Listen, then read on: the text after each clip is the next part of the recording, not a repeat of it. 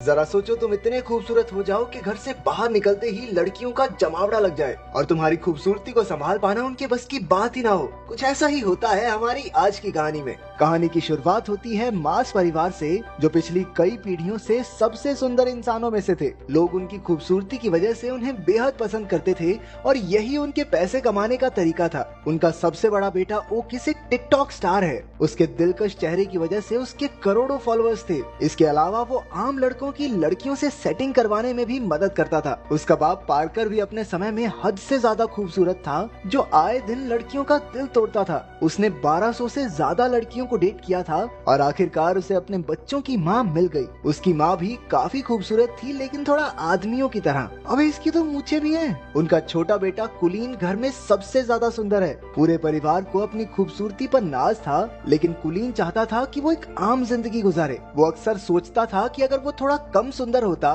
तो हर बार बाहर निकलने पर उसके पीछे लड़कियों की भीड़ ना पड़ती। उसके सुंदर चेहरे की एक झलक देखते ही लड़कियां पागल सी हो जाती। किसी की नाक से खून बहता तो कोई अपने बाल नोचकर इधर उधर कूदने लग जाती। नतीजा ये हुआ कि कुलीन की आज तक किसी लड़की से बात तक नहीं हो पाई थी। वो ज्यादा बाहर नहीं जाता था और अब तक घर से ही पढ़ रहा था। कुलीन के पास अपनी मछली के अलावा बात करने के लिए कोई भी नहीं था। वो अकेला ही पत्ते खेलते हुए मछली से बातें करता रहता। उसके इस बर्ताव से उसके परिवार को काफी चिंता हो रही थी। ओकिस कई बार उसे सुंदर लड़कियों की तस्वीरें दिखाकर पंप देता कि जा भाई दुनिया में लड़की लड़की पटा, क्या कर रहा है तू। लेकिन कुलीन कहने लगा कि उसे एक ऐसी लड़की चाहिए जिसे उसकी सुंदरता से फर्क ही न पड़ता हो। वो चाहता था कि लड़कियां उसके दिल के लिए उसे पसंद करें। जब कोई तरकीब काम नहीं आई तो परिवार वालों ने एक नया तरीका सोचा। उन्होंने गरीब होने का नाटक करने का प्लान बनाया ताकि वो कुलीन को स्कूल जाने पर मजबूर कर सकें। एक रात जब कुलीन पानी पीने उठा तो उसने अपने माँ बाप को बात करते सुना कि अब से वो लोग नाश्ते में सिर्फ अंडे खाया करेंगे ताकि कुलीन को घर से पढ़ाने के पैसे जमा हो सके। ये सुनकर उसे काफी पछतावा हुआ और अगली सुबह उसने स्कूल जाकर पढ़ने का फैसला किया। ये सुनकर पूरा परिवार खुशी से नाचने लगा, लेकिन फिर कुलीन ने कहा कि मैं तो सिर्फ लड़कों के स्कूल में जाऊंगा। बाकी सबका मूड थोड़ा खराब हुआ, लेकिन फिर भी वो मान गए कि कम से कम घर से बाहर तो निकलेगा ये। स्कूल के पहले दिन ओकिस उसे बाइक पर छोड़ने गया, लेकिन बाइक से उतरकर भी कुलीन हेलमेट पहनकर ही चला गया। उसने पूरा दिन हेलमेट पहनने की सोची ताकि किसी का ध्यान उसकी खूबसूरती पर ना जाए, लेकिन हुआ एकदम उल्टा, क्योंकि हेलमेट की वजह से सारे बच्चे उसे ही देखने लगे। उसे परेशान करने सिडी नाम का एक लड़का और उसके चेले आ गए। जब टीचर आई तो उसने कुलीन को हेलमेट उतारने को कहा। ना चाहते हुए भी कुलीन को अपना हेलमेट उतारना पड़ा और सबने उसका दिलकश चेहरा देख लिया। इसके बाद तो टीचर सीधा हॉस्पिटल में पहुंच गई, क्योंकि कुलीन को देखते ही उसकी सांसें थम गई थी। कुलीन सीधा घर की ओर भागा, लेकिन बदमाश लड़कों ने उसे रास्ते में ही पकड़ लिया। उसे स्टोर रूम में लाकर वो लोग सुपर हीरोज की तरह अपनी पहचान बताने लगे।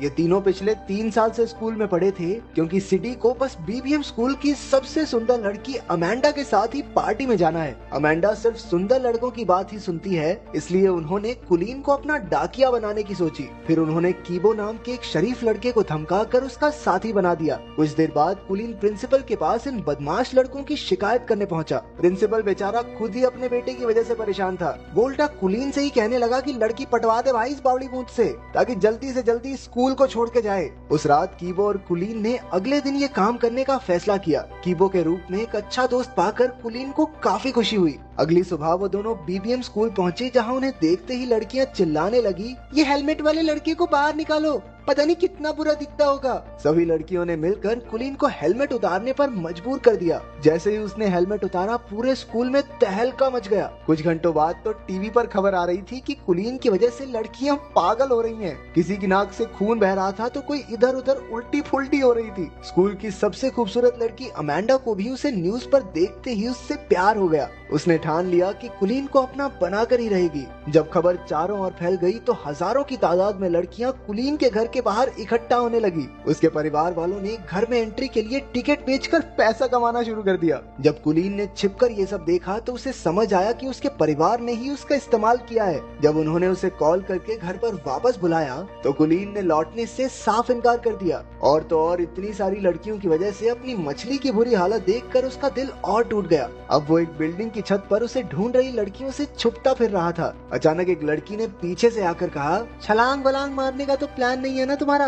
कुलीन हैरान होकर उसे देखने लगा क्योंकि वो पहली लड़की थी जो उसे देखकर बेहोश नहीं हुई। उसे देखकर कुलीन के दिल की धड़कन बढ़ने लगी और वो कुछ बोल तक नहीं पाया। इसके बाद वो लड़की भी कुछ नहीं बोली और वहाँ से चली गई। कुछ देर बाद वो कीबो के घर रात गुजारने पहुंचा। कीबो और उसकी दादी ने उसका काफी ख्याल रखा। कीबो के कमरे में कुछ बहुत ही रेयर कार्ड्स को देखकर वो काफी खुश हुआ क्योंकि उसे भी ऐसे कार्ड्स कलेक्ट करने का शौक था। अगले दिन दोनों छत वाली लड़की को ढूंढने लड़कियों के स्कूल में गए। वहाँ पर उनकी मुलाकात अमेंडा से हो गई जिसे उन्होंने सिडी का खत दे दिया। अमेंडा कुलीन की खूबसूरती से फर्क न पड़ने का नाटक करने लगी, लेकिन जैसे ही वो गया अमेंडा की नाक से भी खून निकलने लगा। कुलीन को सीढ़ियों पर वो लड़की फिर से दिखी, लेकिन अपने आसपास लड़कियों के झुंड की वजह से वो उससे बात नहीं कर पाया। अगले कुछ दिनों तक कुलीन और कीबो साथ रहे और दोनों में गहरी दोस्ती हो गई। अगले दिन कीबो कुलीन को फुटबॉल देखने साथ ले गया, जहाँ वो अक्सर रेरे नाम की लड़की से मिलने जाता था। कीबो इस लड़की को बेहद पसंद करता था। मैच के बाद कुलीन की नजर अचानक उस छत वाली लड़की पर पड़ गई। वो तो बस उसे देखता ही रह गया।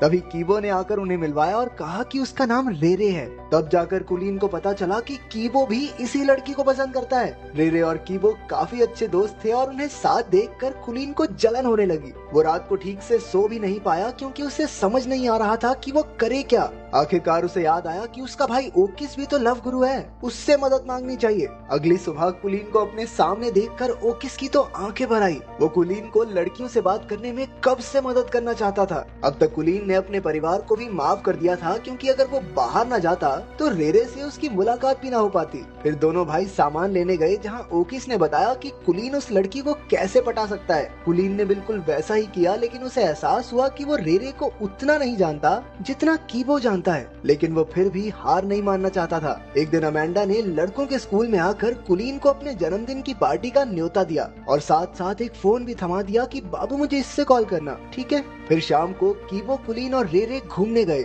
वहाँ कुलीन समझ गया कि रेरे भी कीबो को पसंद करती है। उन्हें साथ देखकर उसे जलन महसूस हो रही थी। बाद में कीबो के जाने पर उसने सीधा रेरे से पूछ लिया कि क्या वो कीबो को पसंद करती है। पहले तो रेरे नहीं मानी, लेकिन जब कुलीन ने झूठ कह दिया कि कीबो तो अमेंडा से प्यार करता है, तो अचानक से रेरे का मुंह उतर गया। अब ये साफ था कि रेरे को भी कीबो पसंद है। इसके बाद घर लौटकर कुलीन ने अमेंडा को फोन करके उससे कुछ मदद मांगी और वो तो कुलीन के प्यार में कुछ भी करने को तैयार थी। फिर अगले दिन अमेंडा के बर्थडे पर कुलीन और कीबो दोनों पहुंचे तो अचानक से अमेंडा ने कुलीन को छोड़कर कीबो पर ध्यान देना शुरू कर दिया। वो उसे खींचकर साइड में ले गई और तभी रेरे भी पार्टी में आ गई। रेरे की नजर अमेंडा पर पड़ी जो कीबो को किस कर रही थी। ये देखकर उस बेचारी का दिल टूट गया और वो वहाँ से भाग निकली। उसके पीछे पीछे कुलीन ने भी जाकर अपने प्यार का इजहार कर दिया। रेरे ने जवाब दिया कि वो तो उसे सिर्फ दोस्त ही समझती है। तो कुलीन ने अपने इकलौते दोस्त को धोखा भी दिया और लड़की भी नहीं मिली। अरे इससे बुरा और क्या होगा। उधर सिडी और उसके चेलों ने भी कीबो और अमेंडा को किस करते देख लिया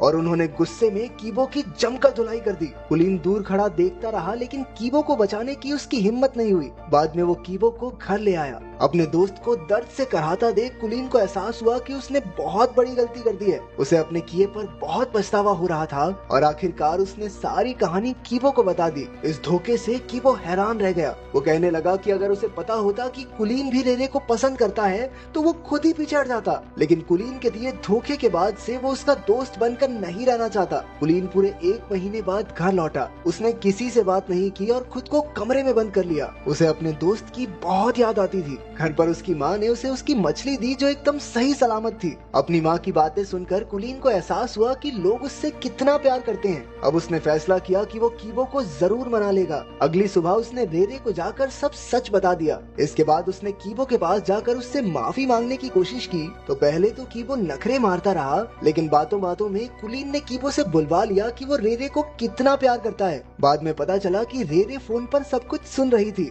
आखिरकार उन दोनों के बीच की गलतफहमियां दूर हो गई थी। कुछ दिन बाद सब डांस पार्टी में गए जहां कीबो की पार्टनर रेरे थी और कुलीन की पार्टनर अमेंडा। आखिरकार कुलीन और अमेंडा को डांस के किंग और क्वीन का खिताब मिला। जहां एक और सारी लड़कियां उसे स्टेज पर देखकर पगला रही थी, वहीं उसे एक लड़की की आवाज आई कि इतना भी अच्छा नहीं दिखता ये सुनते ही कुलीन का दिल एक बार फिर से जोरों से धड़कने लगा और उसकी नजरें इस अनजान लड़की को ढूंढने लगी।